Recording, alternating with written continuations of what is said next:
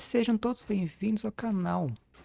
Nesse vídeo, nós vamos falar sobre uma lenda dos mistérios da humanidade mais conhecidos, que é o Kraken. O Kraken é um monstro marinho lendário, tamanho enorme, semelhante a um cefalópode, que teria aparecido no mar da Noruega, na costa da Noruega. Acredita-se que a lenda do Kraken pode ter se originado a partir de avistamentos de lulas gigantes que podem crescer até 10,5 metros de comprimento. O Kraken, como tema de superstições e mitos dos marinheiros, foi descrito pela primeira vez em glossário norueguês por Christian Jansson, eu acho que é assim que se fala, em 1646. Mais tarde, essa criatura aparece em um diário de viagem de Francesco, alguma coisa assim, Negri, em 1734, por um relato do missionário e explorador dinaro-norueguês Hans Egede, que descreveu o Kraken em detalhes e o equiparou ao Afigufa do folclore medieval. No entanto, a primeira descrição da criatura geralmente é acreditada ao Pontoppidan, que foi um bispo dinamarquês, no ano de 1853. Ele descreveu o Kraken como um polvo de tamanho imenso e escreveu que ele tinha fama de puxar navios.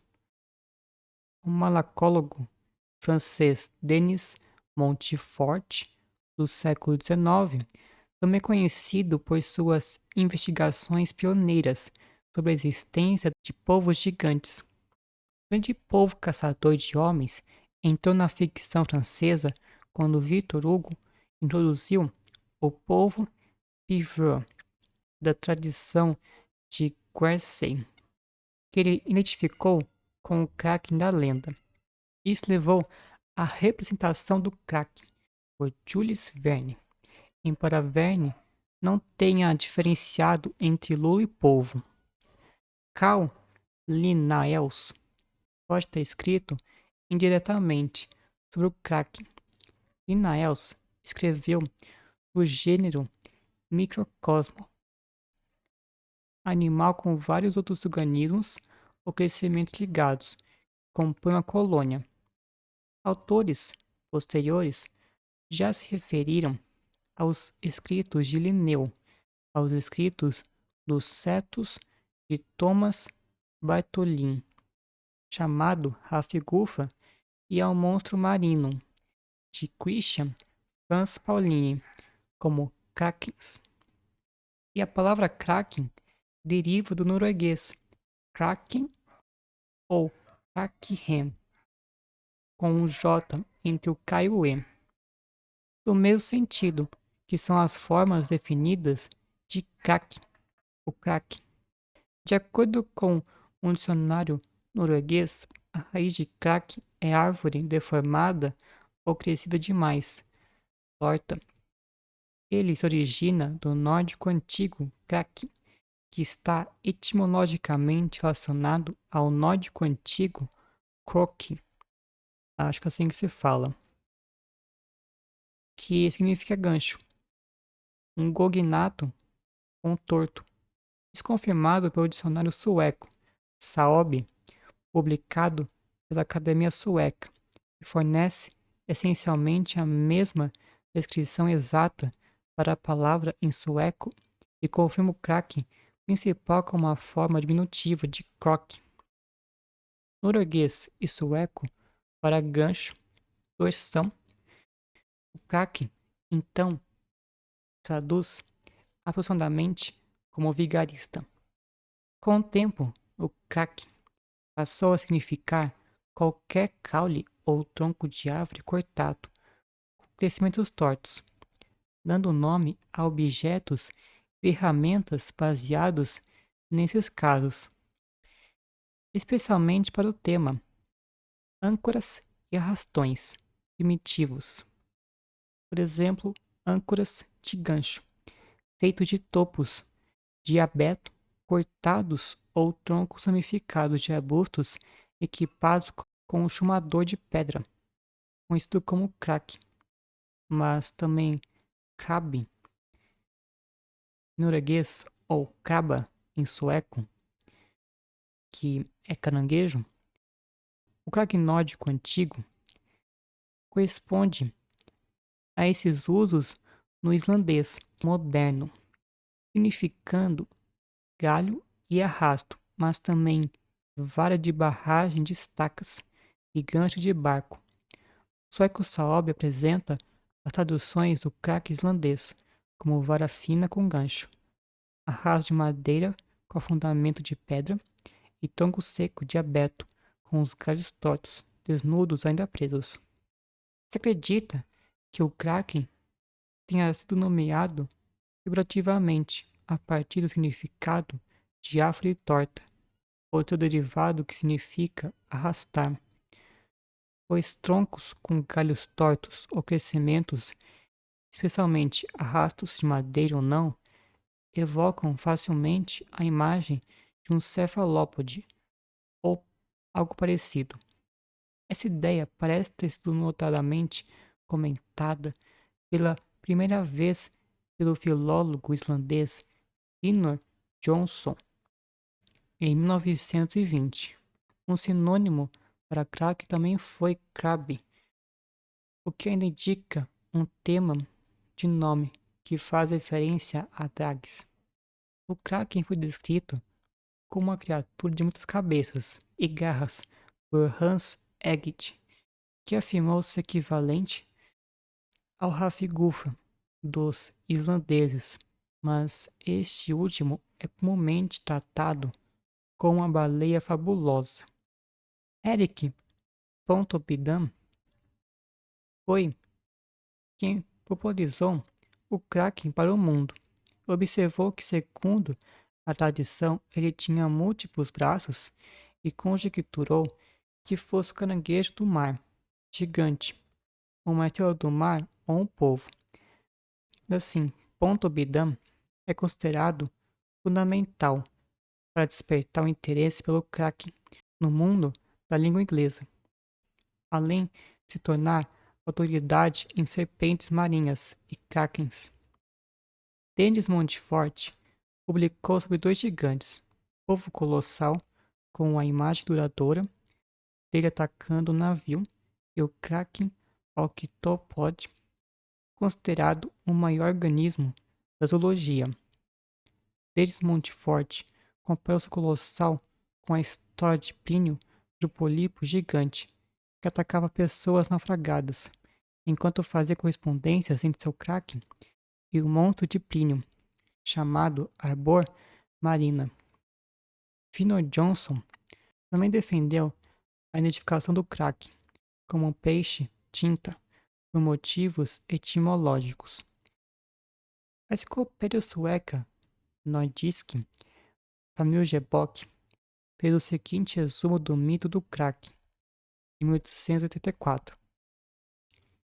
Kraken, ou Horvin, um monstro marinho pertencente ao reino das fábulas, do qual Eric Pontoppidan, com apoio das declarações de pescadores noruegueses, registrou em Norges Naturgisk Historie. Disse que, quando pescadores remam alguns quilômetros da costa em um dia quente de verão em calma, e segundo cálculos normais, viram encontrar uma profundidade de 140 a 180 metros de profundidade. Às vezes acontece que os fundos caem em profundidade de 35 a 50 metros de profundidade.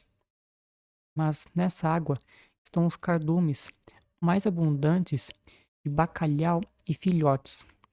Então você pode supor que o Kraken está à espreita lá embaixo, pois é ele que informa a elevação artificial do fundo e por suas secreções atrai peixes para lá. Mas se aqueles que pescam percebem que um craque está subindo, é necessário remar para longe, para que o barco aguente tudo o que o barco pode aguentar.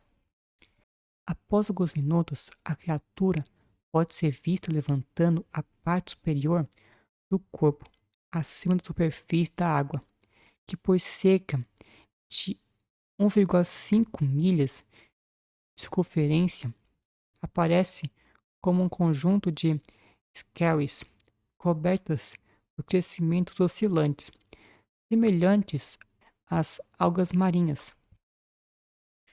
Finalmente, alguns tentáculos brilhantes se elevam no ar, cada vez mais grossos na parte inferior, que podem até parecer tão altos quanto um mastro de navio. Depois de um tempo, o craque acaba afundando novamente, e você precisa tomar cuidado para não bater no vórtice de sucção que se forma. Uma das primeiras descrições possíveis do Kraken, baseada em sua iconografia, encontra-se no famoso mapa da Escandinávia do escritor sueco Olaus Magnus, de 1539, a Carta Marina, que apresenta vários monstros marinhos ilustrados. Magnus não usou o termo Kraken, mas apresentou um monstro marinho no mar da Noruega, entre a Noruega e a Islândia, na forma de um peixe com tentáculos crescendo da cabeça ao lado de outro monstro marinho em forma de peixe com presas. A carta marinha descreve dois monstros. A medida que Magnus mencionou é desconhecida. Pode ser os pés suecos da época, que seria equivalente a 296,9 milímetros, pés noruegueses ou dinamarqueses, que seria igual a 313,8 milímetros, ou algo diferente.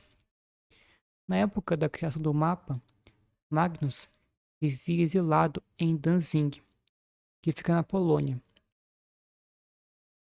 desde 1527, que mudando-se para Veneza em 1539, antes da publicação do mapa, aplicando o valor genérico em pé de 300 milímetros.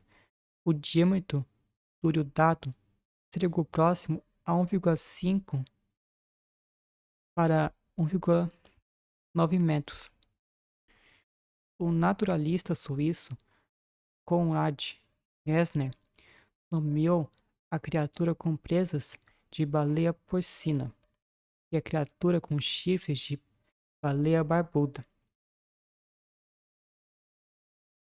Mais tarde, em 1555, Magnus lançou uma obra que expandia o mapa, intitulada História de Gentibus Septentrionalibus, que em inglês é A Description of the Northern Peoples, uma obra monumental que descreve costumes, folclore e natureza escandinavos.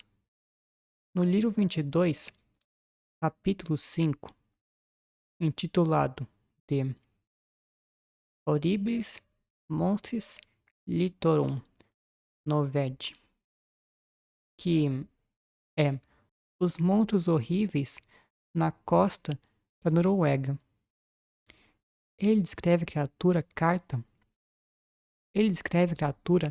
na carta marina em detalhes, dizendo que faz parte de um grupo de peixes monstro sem nome, fora da costa norueguesa, e por extensão estão agrupados com baleias. A descrição mistura características tanto de baleias quanto de lulas. Por exemplo, ele diz que é preto, com uma cabeça quadrada, de comprimento de 6 a 7 metros, se assumidos como suecos. Fica 0,594 metros, com um comprimento corporal de 8 a 9 metros. No comprimento total de 14 a 16 metros, consistente com cachalotes, mas também espinhoso e afiado, que poderia ter origem em cracas de baleia, porém ao redor da cabeça possui longos chifres semelhantes a raízes, semelhantes à base de uma árvore, com protuberâncias seguidas, e seus olhos são grandes, com circunferência de 1,5 a 1,9 metros de diâmetro, igual à da carta marina, com pupilas de um gondalo, que em metros são 0,6 metros de largura, com pupilas de um gondalo de largura, que são 0,6 metros, e vermelho flamejante, o que é mais consistente com lulas do que com qualquer baleia. No escuro, os pescadores podem ver os olhos flamejantes de longe, indicando que essas descrições das horas da noite. Os olhos flamejantes podem ter origem em fotóforos bioluminescentes encontrados em vários lulas, como a taningia danai, que possui duas fotóforas muito grandes na ponta de dois de seus braços, as maiores conhecidas no mundo natural, mas também a lula colossal, que possui órgãos de luz nos olhos. Por fim, tem barba com pelos grossos, como penas de ganso. Essas podem ser cracas de baleia com caule, como Xenobalanus globiciptis. Geralmente pedem das nadadeiras ou da mandíbula inferior das baleias. Considerando que cachalotes caçam regularmente lulas gigantes e que esses testemunhos parecem tudo derivados das horas da noite, parece razoável pensar que eles derivam de cachalotes caçando lulas gigantes até a superfície. Por sua vez, se essas dimensões oculares forem comparadas com uma lula gigante moderna, onde uma lula de 13 metros de comprimento tem um olho de até 27 centímetros de diâmetro, dando uma relação aproximada comprimento de diâmetro do olho de uma escala de 1,48. Então a lula teórica descrita por Magnus, dada a mesma proporção, teria aproximadamente 73 a 92 metros de comprimento. A primeira descrição do Kraken pelo nome ela é encontrada no glossário norueguês de Christian Jansson, ou Jansson com dois S, de Askvoll, publicado em 1646, onde ele descreve o Kraken como um monstro marinho com muitos braços que agarra barcos para o abismo. Francesco Negri, uma criatura chamada Seal Kraken, é conhecida pelo escritor italiano Francesco Negri em seu Viaggio Centenale, um diário de viagem sobre a Escandinávia. O livro descreve o Seal Kraken como um enorme peixe que tinha muitos chifres ou muitos braços. O autor também distinguiu isso de uma serpente marinha, embora tenha afirmado que o Kraken foi descrito pela primeira vez por esse nome nos escritos de Eric Pontoppidan, o bispo de Bergen, em seu Det Forst Forsøg fra Norges Naturlige Historie, a primeira tentativa de uma história natural da Noruega. Uma fonte alemã qualificou Ponto Bidam como a primeira fonte do Kraken disponível para leitura em alemão. Descrição do Kraken havia sido dissipada por Hans Egede. Hans Egede foi possivelmente o primeiro a descrever o Kraken usando informantes folclóricos do peito direito em seu Det Gamle Kronlands Nia Beslutsstation. Significa a descrição da Groenlândia, baseando-se nas fábulas de sua origem natal, a Noruega, na época em que estava sob domínio dinamarquês. Segundo seus informantes noruegueses, o corpo do Kraken media muitos quilômetros de comprimento e, quando emergiu, parecia cobrir todo o mar, sendo ainda descrito como com muitas cabeças e várias garras. Com suas garras, capturava suas presas, que incluíam navios, homens, peixes e animais, levando suas vítimas de volta às profundezas. Egede conjecturou que o Kraken era equiparável ao monstro que os islandeses chamam de Afigufa, mas como não havia obtido nada relacionado a ele por meio de um informante, teve dificuldade em descrever este último. Segundo a tradição dos pescadores noruegueses, eles podiam montar no Kraken atrativo de peixes como se fosse um banco de areia.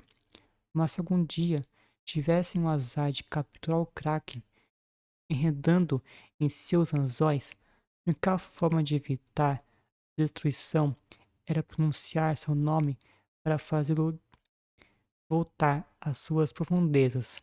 Egede também escreveu que o Kraken se enquadrava na categoria geral de espectro marinho,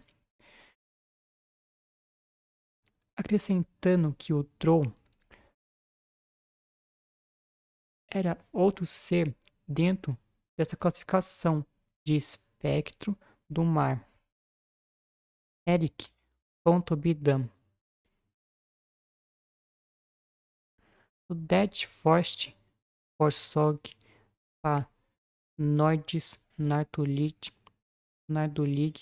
História de Erik Pontoppidan fez várias afirmações para o Kraken, incluindo a noção de que a criatura às vezes era confundida com um grupo de pequenas ilhas, com peixes nadando entre elas. Pescadores noruegueses frequentemente corriam o risco de tentar pescar sobre o Kraken, já que a captura era tão abundante. No entanto, também havia o perigo dos marinheiros de serem engolidos pelo redemoinho quando ele submergisse. Esse demoinho era comparado ao famoso Mox Traumen da Noruega, frequentemente conhecido como o Maelstrom. Pontoppidan também descreveu o potencial destrutivo da besta gigante. Disse-se que, se os braços da criatura pegassem o maior navio de guerra, eles o puxariam para baixo. Kraken supostamente se alimentou exclusivamente por vários meses. Depois passou os meses seguintes esvaziando seus excrementos e água densa e turva atraía peixes. Mais tarde, Henry Lee comentou que os supostos excrementos poderiam ter sido a descarga de tinta por um cefalópode. Glossário Anônimo de Surnadal, por volta de 1870, provavelmente escrito por Søren Richard Hagerup, também traz uma descrição do Kraken como um peixe gigante com nadadeiras semelhantes a árvores, capaz de afundar um barco inteiro. O Hans Egede fez a identificação mencionada de Kraken como sendo o mesmo Hafigufa dos islandeses, embora pareça ter obtido a informação indiretamente do tratado medieval norueguês, o Speculum Regale. Mais tarde, David Krantz, na Historie von Grönland, a história da Groenlândia, também relatou que Kraken e Hafigufa eram sinônimos. Um tradutor inglês do King's Mirror, em 1917, optou por traduzir Hafigufa como Kraken. Hafigufa, do espírito do rei, continua sendo identificado com o Kraken em alguns escritos acadêmicos. E se essa equivalência fosse permitida, a distribuição do Kraken Hafigufa se estenderia, ao menos lentamente, até águas próximas a Helluland, que seria equivalente à ilha de Baffin, do Canadá. Foi descrito na saga Orvan Odds. A história Novetia, escrita anonimamente, também afirma que os Hafigufa habitavam o fiord profundo, acompanhados por outras bestas marinhas, como o Hafströmb, uma criatura gigantesca, sem cabeça nem cauda. Os Vals, apresentado como um hipocampo, metade cavalo, metade peixe, nas imagens, além de monstros reconhecíveis como Caribde e a Scylla. A descrição do Hafigufa no espelho do rei sugere um relato distorcido de testemunhas oculares, que na verdade era uma baleia, pelo menos segundo a historisk Mindmecker de Grosland. Também interpreta a obra como descrevendo o Hafigufa como um tipo de baleia. O motivo da baleia combina com a etimologia, que significa fedor do mar, que pode derivar de uma baleia soprando água.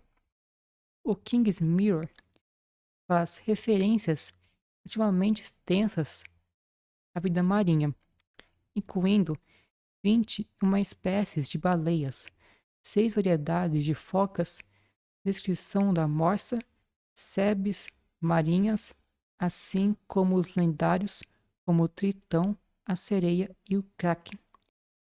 Quanto às baleias, especialmente nos oceanos islandeses, são explicados com bastante detalhe, como aquelas chamadas de cortadoras de gordura.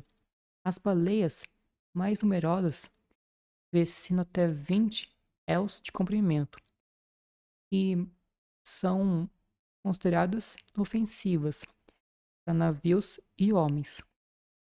Golfinho que cresce até um máximo de 5 espirros e a baleia caiga crescendo até o comprimento de 7 elos. As histórias de outros peixes mais perigosos e míticos deixam mais espaço para ambiguidade e assim para interrogatórios. Finnor Johnson tendo chegado à conclusão de que o Kraken provavelmente representava um peixe-tinta, expressou o seu ceticismo em relação à noção persistentemente aceita de que o Kraken originou do Hafigufa. Esse foi o vídeo. Se você gostou, deixe o seu like e inscreva-se no canal para receber os próximos vídeos. E comente alguma coisa do que você achou do vídeo, o que poderia que poderia melhorar. Vou ficando por aqui e até mais.